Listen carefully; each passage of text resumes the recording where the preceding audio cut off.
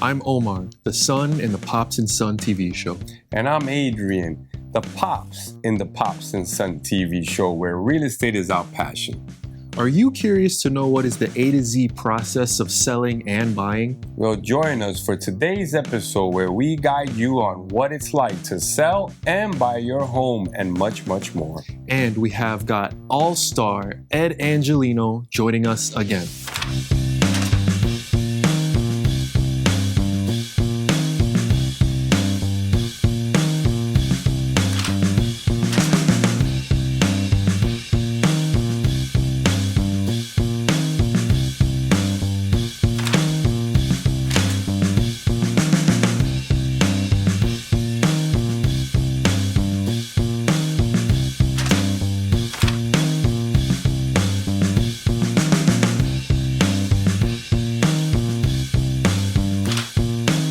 Welcome back to the Pops and Son TV show where real estate is our passion. And boy, do we have a great two-part special for the holidays. So happy holidays. We're going to jump into the behind the scenes of what it takes your home to get it on the market, get it marketed properly, open house, find the buyer, qualify the buyer, and get your home into contract. And that's why this show is going to be into two parts. And you're going to be amazed at what you see. So, Omar, we've done a lot of open houses in the past, right? And what we saw the other day was incredible. It was amazing. And I want to know, why do you think that open house and the turnout was so big and grand? Well, you know, each open house that we do, each property that we deal with is very unique. So it's hard to say that one is better or worse than the other, but this one was surely in one of the top 10 that we have done. We did back-to-back open houses, but both of them were full of people, eager buyers that were looking to make an offer. I think what made it really special was that, you know, we had it at a nice competitive price. We had it in a really beautiful area, a high demand area that people are looking to go to. But also what shocked me the most is that people were really dedicated. It's winter, right? People, you don't really hear that people That's why I'm shop during shocked, winter. because winter usually they say the market goes down, but I found that to be amazing. I'm sorry. Yeah, no problems at all. But people do say that the winter market tends to be a little bit lower, but we were not seeing that at this open house. You know, like I said, the area was good, and I guess it got people out of bed, and it made people really engaged to want to go and see what we had to offer. And I think we did show them something that they really liked, because we were getting a lot of offers. And I wanted to ask you back, though, you know, you've seen more open houses than I have. You've seen hundreds now at this point. But when you saw the line going out to the sidewalk, people out the front door, what went through your mind? What did this tell you about this open house? Do you see my smile? I went to sleep like that. I woke up today like this. You know, it took me back to 2017 when it was great. And, you know, dreams were popping up all on blocks, and everything was great. The lines were up to the street. Multiple offers on a property, good, strong, solid offers. There was enough product. It took me back to the heydays. I went to sleep with a smile, woke up with a smile, was busy returning all the text messages and everyone that signed in. We had an easy, simple sign-in format. So it took me back to those great days that real estate is strong. And it's actually stronger than ever, because multiple offers, over asking, and everyone's happy. Don't take our word for it. From our perspective, obviously, you know, it looked like a good open house. But Ed, I wanted to ask you, because you are a professional in the finance realm, when you saw the turnout that we had, what did that tell you about the market in general, or the demand that buyers are having? It tells me that the market is very strong, especially for multifamily homes. Like we talked about earlier, it was a windy day. It was chilly. We're heading into winter now, and you still had lines for both open houses. So it tells me that the market is still strong. And as a realtor, if you're working it, you're going to see results. Absolutely. Buyers are still out there. You know, it doesn't matter if it's winter, summer, spring, fall. The buyers are, there's always someone ready to buy, is what I'm hearing. And it was a lot of serious buyers, you know. Yes. You come out on a day like that, you're a serious buyer. That's Absolutely, right. That's yeah. right. And they were what I saw. They were eager. They were ready to make offers because I always bring a table to present an offer. And I'm so happy that I had Ed because Ed can obviously get people pre-approved if they weren't pre-approved at that moment with their pre-approval and they wanted to make an offer. Well, I usually take the offer with a pre-approval. If they didn't have one, then we had Ed on site. And Ed, I want to go over of how important it is when the competition is like that. It's very competitive. I mean, we're not making this up. The line is there. How important it is to be pre-qualified and be successful? It's so important. Remember, you're competing against a lot of people for a house now. So you need to be pre-approved. You have to be ready to go. You say you like something, you can't go and say, oh, I don't have a pre-approval. The agent for the seller is going to say, look, go home and get a pre-approval. You're not. I don't mean to do that in a hard way because I had to this weekend. Right. It's just a simple, I'm hired by the homeowner and efficiency and clarity has to be boom, boom, boom, because if I'm presenting 3 offers, I can't wait for yours. So sometimes people do think that we're not giving them attention. But if they're prepared, like you said, it's boom, boom. And if they don't have their pre-approval, what were you doing that if they didn't have a pre-approval? What were you doing? Luckily, you had a unique open house where I was there and I was pre-approving people on the spot. So people that weren't prepared, they came over to me. I pre-approved them on the spot. And you were taking offers there too. So once I pre-approved them, if they wanted to make an offer, they could go right to you and you could present the offer. And we were submitting them directly to the owner in a sealed yellow envelope. No one to see except the owner. So sometimes you submit an offer, you don't know if the owner is getting them. These were going directly to the owner. So we take our stuff very serious. We just didn't have Ed. We had security. We had other agents on board. But yes, right off your coattails, Ed, it was definitely, I see the advantage of having you as a banker on site. I definitely see it. I definitely see that. Well, I'm also helping the people that are there. If they weren't pre-approved, I'm helping them get pre-approved so that they, whether it's this house or another house, that they're ready to go now. And then the people that were pre-approved, I was asking them the pertinent questions. How did you get pre-approved? The questions that I would ask and make sure that the pre-approvals that they had were good and that I could confidently tell you guys, hey, this person is good. If they want to make an offer, take the offer from them, Absolutely. And I want to also say a credit to where credit is due.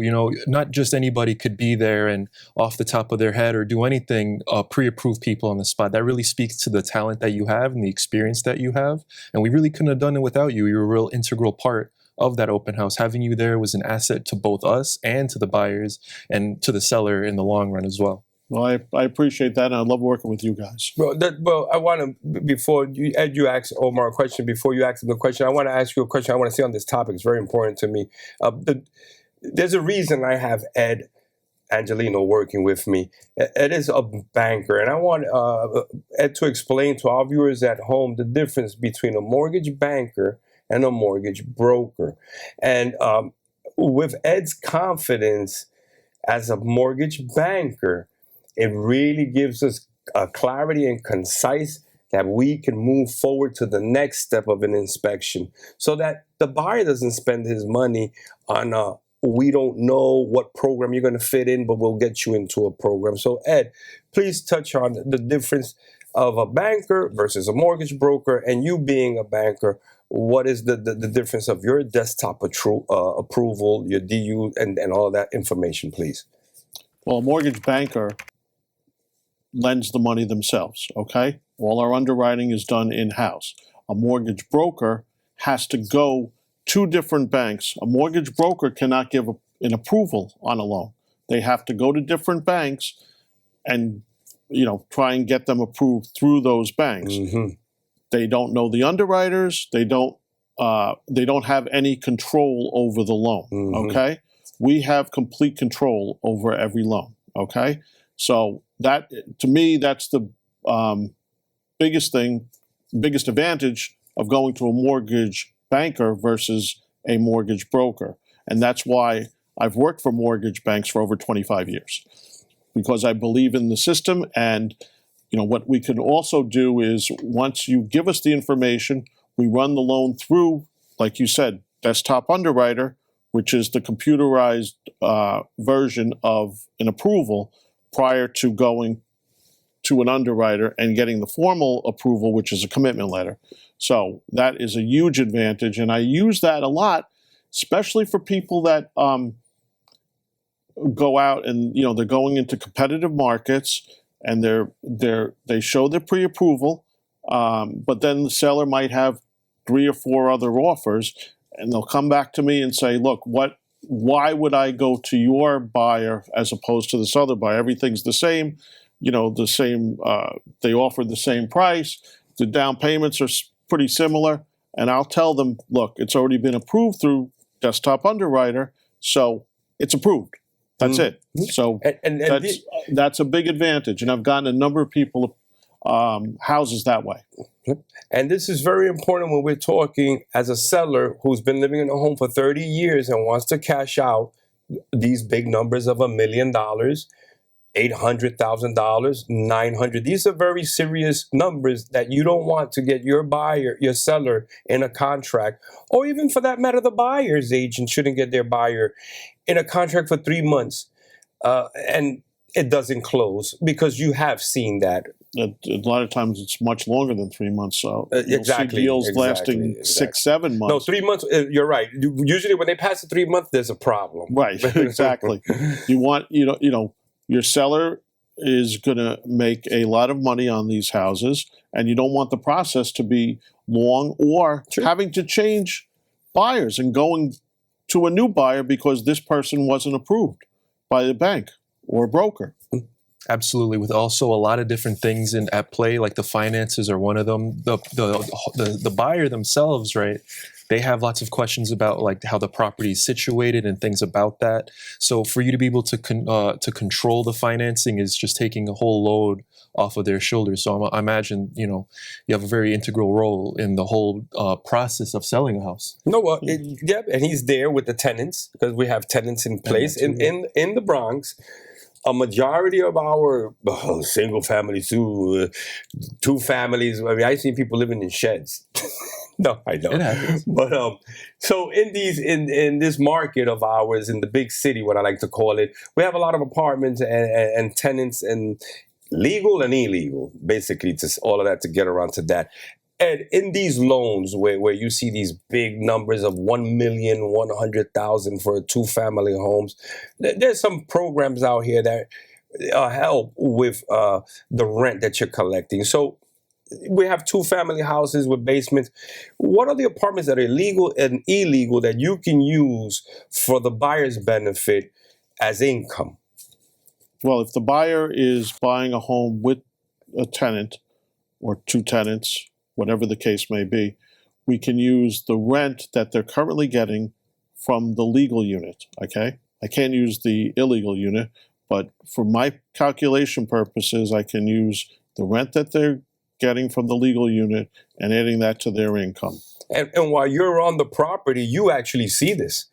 You're an active mortgage banker that is on the property looking at it and saying, hey, there's only 1 meter here, Adrian. I understand it looks like 2, but there's only 1. Whereas I've been in contract with other mortgage lenders, and all of a sudden they're asking me, but I thought it had 2 meters and the other meter was for the kitchen downstairs. And I said, if you would have came to an open house, you would have saw that 1 meter is a PLP and the other meter is the 1 family, and it's really just the 1 family. So one of the advantages I tell my clients is that I have a lender that can look at this and make sure that we're using all the apartments properly to get the qualified buyer. And that just saves saves us from a lot of problems in the long run, because a lot of the time you'll get to the finish line, or you think you're there, only to find out that far from it. You can't make assumptions as a lender. You have to know how the house is situated and what's going on in the house. And, speaking about that, about not making assumptions, it's a very quantitative business, right? So let's talk a little bit about numbers. I wanted to ask you, what pre-approval documents were you checking for at the door, right? Like when you needed to find out, when you were doing your consultations with people, what kinds of things were you asking for, questions or documents? What were you asking them for? I was asking them what they did for a living, what their income was. Are they salaried or self-employed? I was asking how's their credit, and I was asking for how much of a down payment they were working with. And once I get those 3 questions answered, I can move forward.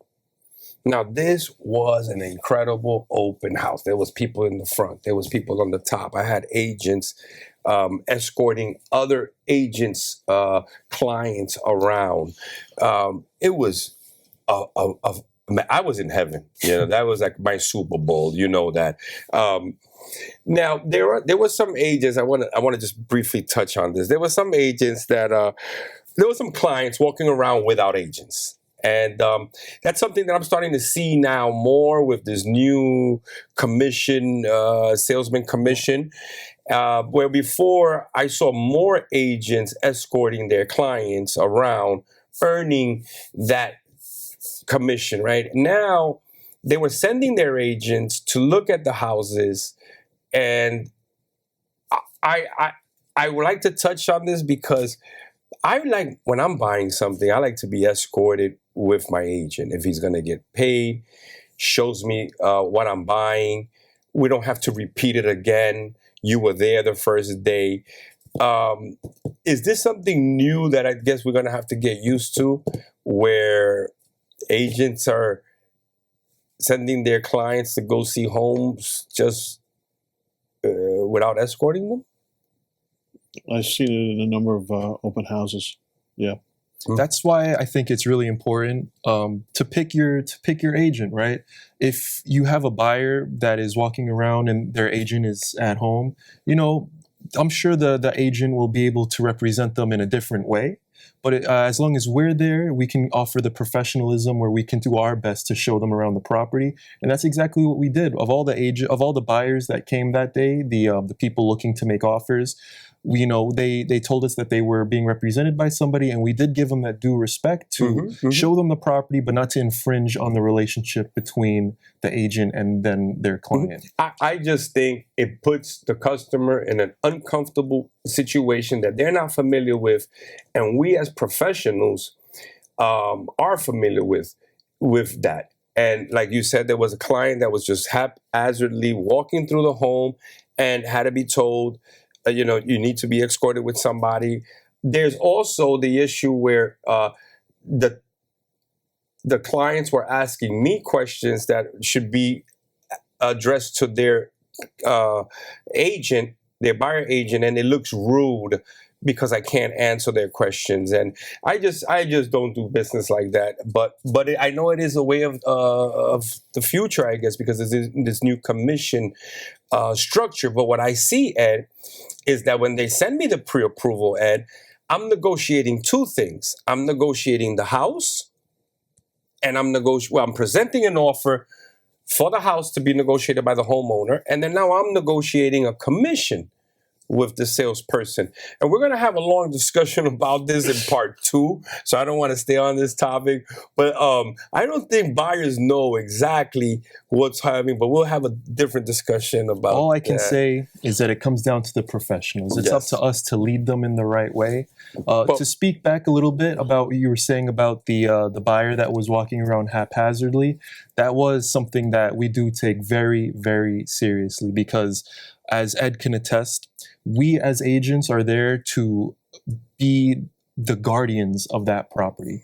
The owner sometimes is there, but more often than not, they're not there. So they entrust us with the property. That's correct. That's their home. That's where their children put their head to rest. That's why we have to be there, ensuring that the buyers are being very respectful. That's why we would appreciate it if other agents were to come and help us with making sure things stay calm and stay respectful. So, we have no problem telling people, hey, you have to be really cautious here. You have to, don't speak to the tenants here. They are they're the responsibility of the landlord. It's kind of backwards if they're taking things into their own hands and trying to avoid all the proper channels. So that's why we did also have security at the event. And I wanted you to tell me a little bit more about how security helped us. Well, the security helped me because everybody wanted to get to Ed. Once they found the banker was there, I had to keep everybody away from Ed. Well, just to interject, I thought you guys treated the buyers that came that had an agent, but their agent wasn't there, with the same respect that you would have shown them if they were your own client. No, wait, I have to. I have to. It's stressful because it takes away from other people I could have been servicing. But I have to. But the security works well because the security can coordinate the line outside, okay? In case because we have to show other agents, that the agents that weren't there, that sent their clients, we have to show them the house. So we can't be in front of the door and take care of everyone. So the security works perfectly. Now we have a security guard that knows real estate. That's right. He wears a nice little Century 21 badge. He's married to a lady who does real estate, and she was also there to help us from a different real estate company. So all of you out there that think that we don't co-broke, I invite other agents from other brokerages that I've worked with in the past, and they have the same quality and standard that me, my son, and Ed, and other people that I've brought on this show have. And I would work with them. So thank God for my security team. His wife, the agent, she was great to help us. I think she got the buyer too. I think so. Well, she has a buyer who put an offer in, Ed. I think you spoke to them today, Ed. Yes, I did. Very good. So this is real. One of two. That's right. Different possible clients. Two possible clients I brought you. So this is real live. This is happening. It's not live TV, but this is an event that just happened yesterday, Sunday. Today, Monday, we're in the studio, November 17, 16? 17. Okay? And we're going to walk you guys at home so you can see it step by step. Part 1, part 2. You're going to be amazed. It's going to get wild.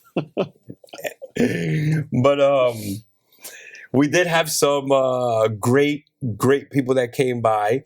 There was some people that came, a perfect story. Agent didn't know that we were selling it with the tenants in place. And you know, we were showing the house, about to show the house when we were about to go up the steps, when she didn't want to see it because it had tenants and she didn't know. But she stood on the line for a long time. So I said, you know, if you want, I'll show it to you anyway. But she didn't want to waste her time. I didn't want to waste her time. I didn't want to waste my time. But this is the little mistakes that are made when you're not traveling with your client and communicating properly. And, you know, I want to speak a little bit more about the security. He did do a good job at helping us isolate out the buyers that did need assistance. Were there any surprise that you saw that you weren't expecting? I think I was pretty prepared for what we were doing, but there was one jump out at me. It was that a buyer that was walking around, skulking the house, kind of avoiding us. You know, he was looking to find a deal where he could. So he was trying to speak to the tenants.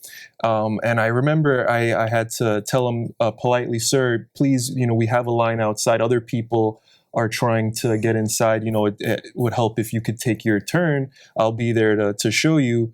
And I think that goes to show the care that I was giving the homeowner, because if that person was allowed to have it their way, he could have easily have said something to the tenant that would make the homeowner less likely to want to close. He could say something that would make them want to clam up, or something that he could do to make it in his favor. And like I said before, he's trying to avoid the proper channels. This is usually going to cause a problem. You know, as many people, as people might think it benefits the homeowner, they want to talk to them directly, or they want to make the deal themselves. It makes things worse. It usually makes things worse. Wouldn't you agree? Yeah. And Omar, let me ask you something. Buyers were asking nonstop questions at the open house. What do you think the top 3 questions were that they were asking? Good question. Absolutely, right? So that homeowner, that buyer that was walking through, he had a lot of questions, and he thought he was going to get all the answers just by looking around, where you and I, since we know the property, we'd be the best equipped to answer them. And I've noticed this in different properties as well. There's a real common trend with the questions they ask. Aside from the price, they want to know about the hardware of the house. They want to know things about the roof. They want to know things about the electricity and the water and all the utilities and how they're separated. For example, they want to be able to see the meters. They want to know, one of the people that came was actually asking me the exact voltage on the meters and on breaker boxes. He was asking me a lot of questions about the hardware, things that I personally don't have all the experience. That's why I rely on Pops. Well, not me either. We'll get an inspector that can answer those questions. Say, yes. And so the top three, what was one of the top three? So obviously price, the hardware, the structural integrity of the house. And they also just want to know about, the tenants, like we were saying, they want to know about if there are tenants, if it's going to be delivered vacant. Yes. And like you said, we had that family that they did not want to have tenants, so they went on their way. It's very good. Very good you brought up the tenants. A lot of people want to find out about tenants. The tenants are a very protected class, folks. And when I do an open house, I usually don't put flags and street signs on my first open house because I'm entering into their home, their space. They're tenants, but it's their space, it's their home. So I tread lightly. So you get, we're not going to divulge no names, but you get clients that, buyer agents that will ask me, is the tenant decent? And people talking to me about that, these new interest rates programs that they're trying to do with the 50-year mortgage, and how the Federal Reserve chairman is going to be changed now, that the prices are going to increase, so they wanted to buy at these prices because they felt that they were going to shoot up in the spring and summer market, which I believe it is. And the Bronx is known to be like the most affordable borough out of our boroughs, and we have room for growth. Especially if rates come down, you're going to see more buyers jumping into the market, and you're going to see more sellers putting their houses on the market, because a lot of the sellers, and this is the reason for our low inventory, is they got in during the pandemic when rates were 2, 3, low 3s, that sort of thing. And, they want to sell, but then they were looking at higher rates in the 7s. This will create. Now, if rates come into the 5s, you're going to see more sellers put the houses on the market, because it's going to make more sense to them to do that. Finish this part on our next show because we're running out of time. But don't forget to stay tuned, because this is part 1 and part 2 is going to get hotter and better. What an incredible experience we had, and a great example of what happens when the community shows up ready to buy. Open houses like this show the real heartbeat of the Bronx market. Big demand, big interest, and big opportunities. And preparation is everything. Pre-approval, financing strategy, and knowing what you're walking into. To watch this full episode again or see previous episodes, please visit the popsandsonTVshow.com. And thank you for watching. We'll see you next time.